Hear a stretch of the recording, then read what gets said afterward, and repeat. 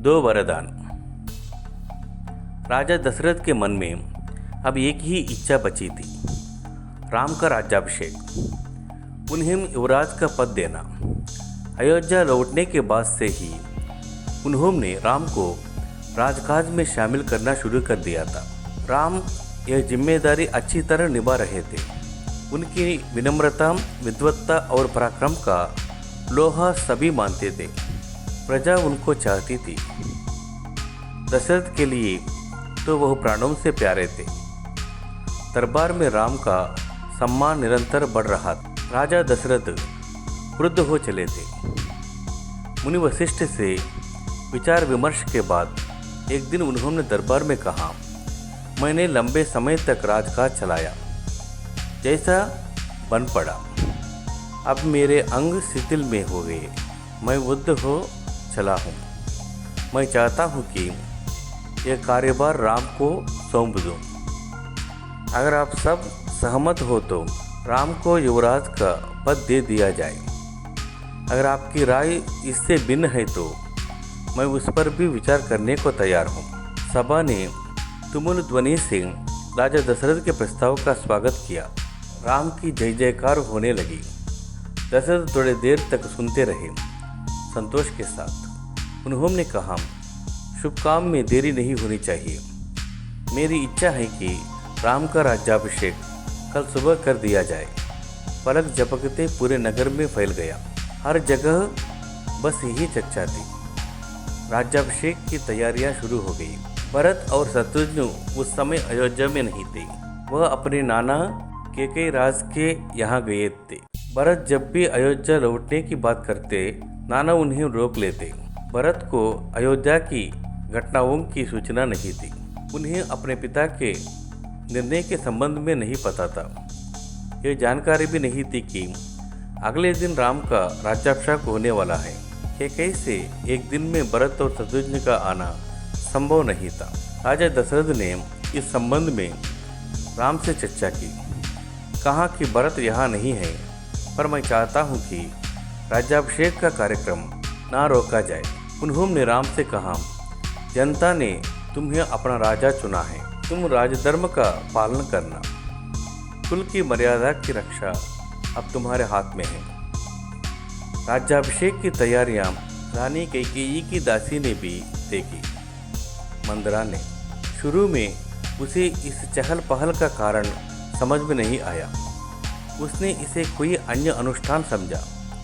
इतनी रौनक, ऐसी सजावट, ऐसा कुछ उसने अन्य अनुष्ठानों में नहीं देखा था। उसे अचंभा हुआ। फिर उसने रानी कौशल्या की दासी से पूछा।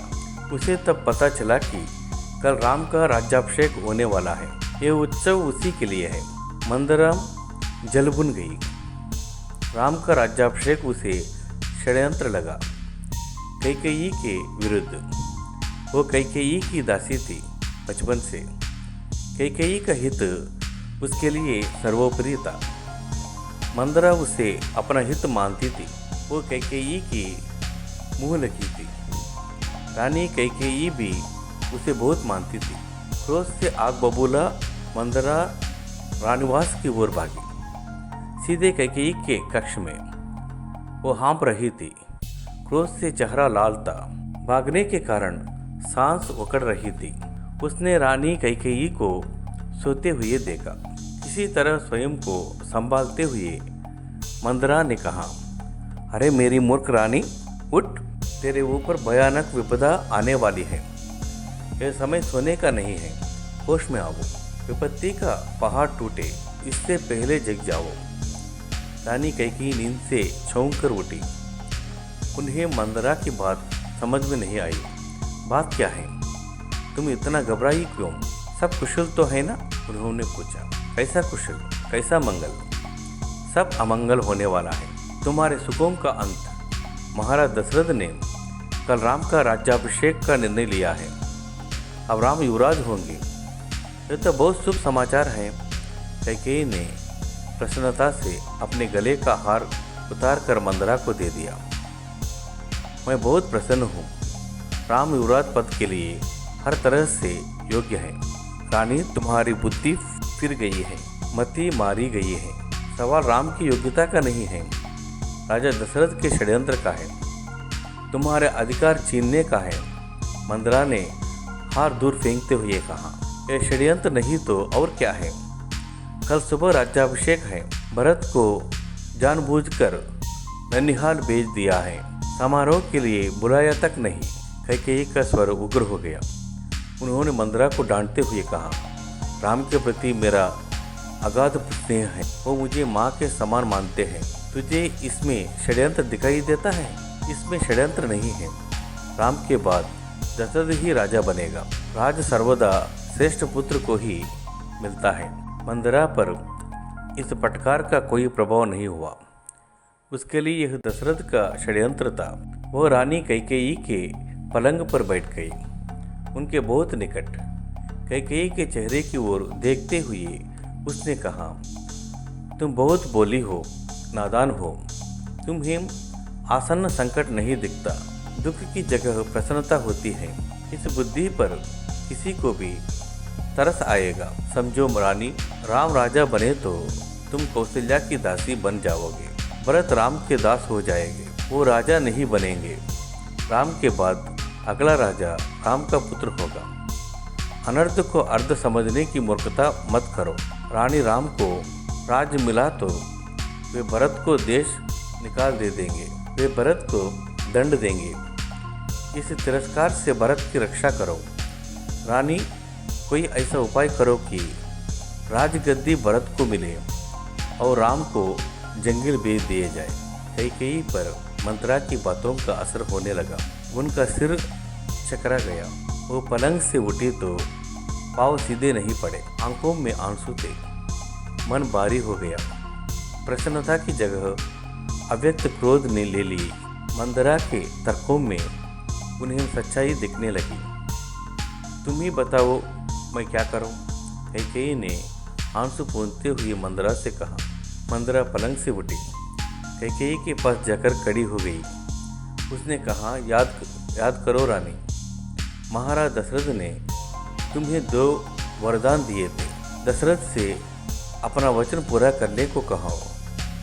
एक से भरत के लिए राजगद्दी मांग लो, दूसरे से राम को 14 वर्ष का वनवास। कैकेयी का चेहरा तमतमाया हुआ था। उन्हें मंदरा की बात ठीक लगी। उनके मन में एक प्रश्न अब भी था, यह बात दशरथ से कैसे कहें?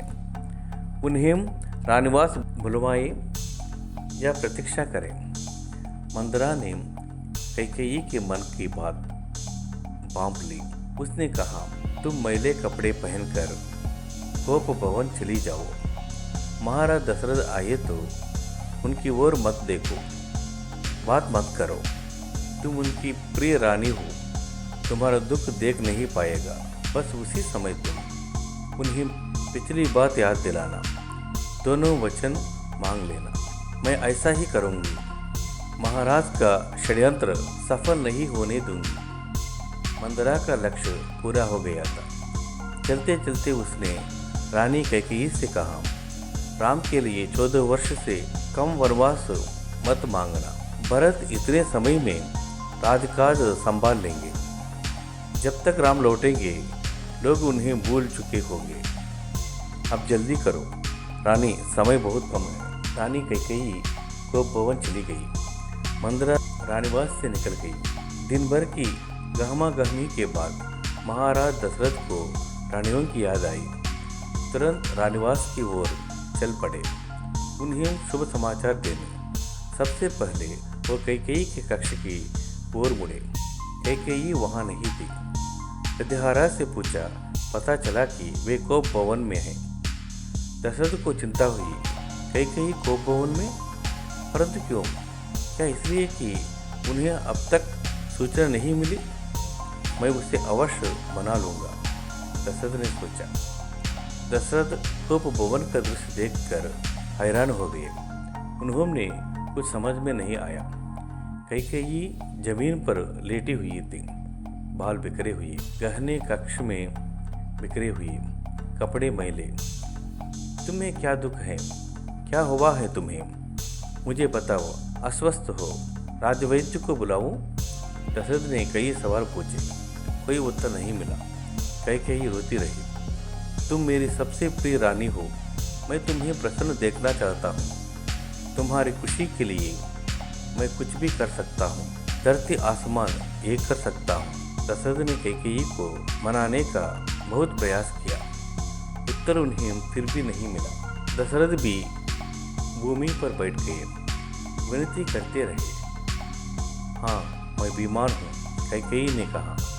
मैं अपनी बीमारी के संबंध में आपको बताऊंगी, लेकिन पहले आप एक वचन दें। मैं जो मांगूं उसे पूरा करेंगे? राजा ने तत्काल हामी भर दी। कहा, मैं राम की सौगंध खाकर कहता हूँ, तुम्हारी हर इच्छा पूरी करूँगा। महाराज दशरथ ने राम की सौगंध ली तो कैकेयी उठकर बैठ गई। आप मुझे वे दोनों वरदान दीजिए जिसका संकल्प आपने वर्षों पहले रणभूमि में लिया। महाराज दशरथ ने हामी भरी। कल सुबह राज्याभिषेक भरत का हो, राम का नहीं, कैकेयी ने कहा। दशरथ चौंक कर रह गए। उन पर वज्रपात सा हुआ। थोड़ा रुककर कैकेयी बोली, राम को 14 वर्ष का वनवास हो। दशरथ का चेहरा सफ़ेद पड़ गया, अवाक रह गए, सिर चकराने लगा। वे मूर्छित होकर गिर पड़े। कुछ देर में राजा को होश आया, कैकेयी की ओर देखा, बड़े कातर भाव से बोले, यह तुम क्या कह रही हो? मुझे विश्वास नहीं होता कि मैंने सही सुना है। कैकेयी अड़ी रही। दशरथ कैकेयी की मांग को अस्वीकार करते रहे, अनर्थ बताते रहे। तब कैकेयी ने अंतिम हथियार चलाया। अपने वचन से पीछे हटना रघुकुल का अनादर है। आप चाहे तो ऐसा कर सकते हैं, पर तब आप दुनिया को मुंह दिखाने योग्य नहीं रहेंगे। रही मेरी बात, आप वरदान नहीं देंगे तो मैं विष पीकर आत्महत्या कर लूँ। यह कलंक आपके माथे पर होगा। राजा दशरथ यह सुन नहीं सके, दोबारा बेहोश हो गए। रात भर बेसुध पड़े रहे। बीच बीच में होश आता वो कैकेयी को समझाते, गिड़गिड़ाते, धमकाते, डराते, पर कैकेयी टस से मस नहीं हुई। सारी रात इसी तरह बीत गई।